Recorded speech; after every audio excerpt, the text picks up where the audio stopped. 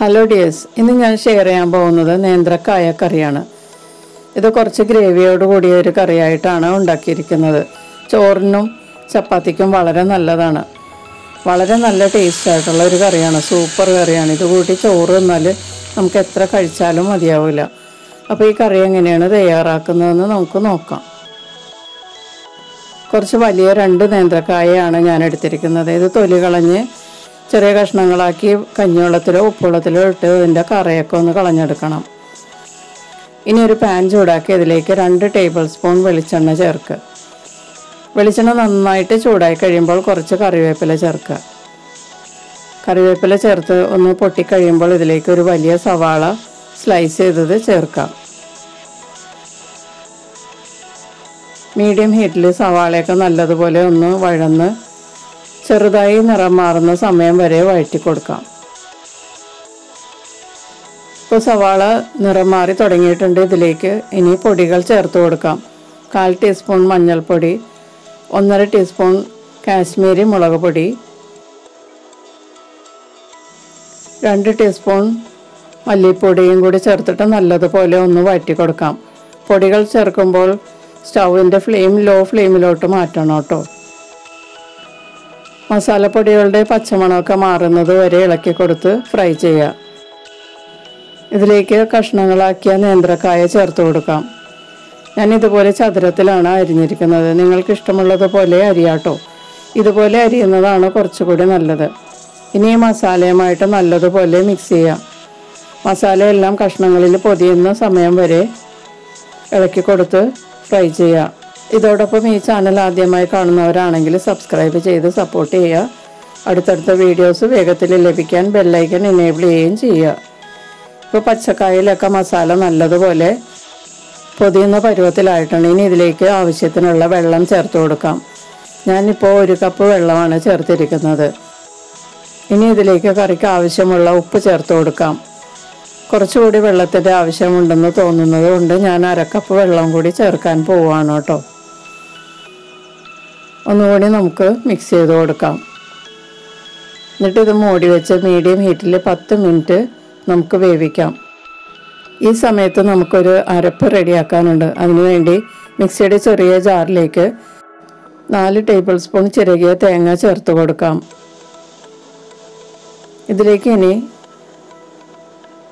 1/2 teaspoon വലിയ ജീരകം ചേർത്ത് കൊടുക്കാം.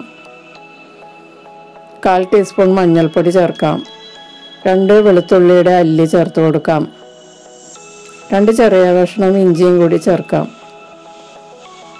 ഇനി എരിവിനുള്ള പച്ചമുളക്, ഞാൻ 1 പച്ചമുളകേ ചേർക്കുന്നുള്ളൂ. നല്ല എരിവുള്ള പച്ചമുളകാണിത്.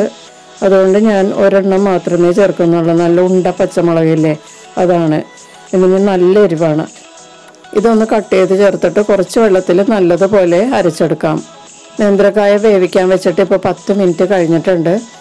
ഗ്രേവിയൊക്കെ കുറച്ചൊക്കെ കുറുകിയിട്ടുണ്ട്. കായൊക്കെ നല്ലതുപോലെ വെന്തിട്ടുണ്ട്.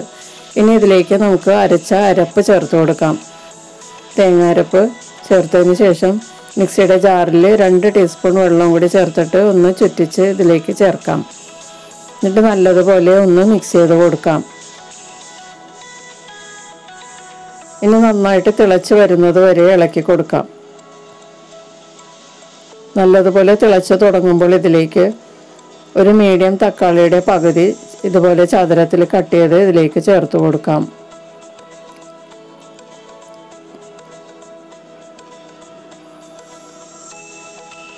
നല്ലതുപോലെ ഒന്ന് മിക്സ് ചെയ്ത് കൊടുക്കാം.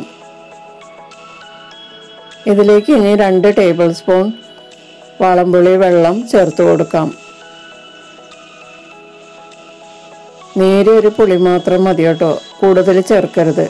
എന്നിട്ട് നല്ലതുപോലെ മിക്സ് ചെയ്തതിന് ശേഷം നമുക്ക് മൂടി വെച്ച് 5 മിനിറ്റ് ലോ ഫ്ലെയിമിൽ കുക്ക് ചെയ്യാം. ഈ സമയത്ത് കറിയിലേക്ക് ചേർക്കാനുള്ള വറവ് റെഡിയാക്കി എടുക്കാം. 2 ടേബിൾ സ്പൂൺ വെളിച്ചെണ്ണ ചൂടായതിലേക്ക് 1/4 ടീസ്പൂൺ ഉലുവ ചേർത്ത് പൊട്ടിക്കഴിയുമ്പോൾ 1 ടീസ്പൂൺ കടുക് ചേർത്ത് പൊട്ടിക്കുക.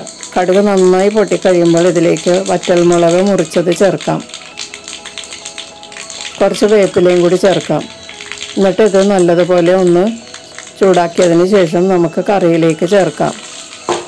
ഇപ്പോൾ ഏത്തക്ക കറിയിൽ തേങ്ങ അരപ്പ് ചേർത്തതിന് ശേഷം 5 മിനിറ്റ് ആയിട്ടുണ്ട് നമ്മൾ മൂടി വെച്ച് കുക്ക് ചെയ്യാൻ തുടങ്ങിയിട്ട്. നമുക്കിതൊന്ന് തുറന്നൊന്ന് മിക്സ് ചെയ്ത് കൊടുക്കാം. നല്ല മണമൊക്കെയാണ് കേട്ടോ വരുന്നത്. ഈ ഏത്തക്ക കറിക്ക് പ്രത്യേക ടേസ്റ്റാണ് കേട്ടോ. മണം കേട്ടാൽ തന്നെ നമുക്ക് ചോറ് തിന്നാൻ തോന്നും.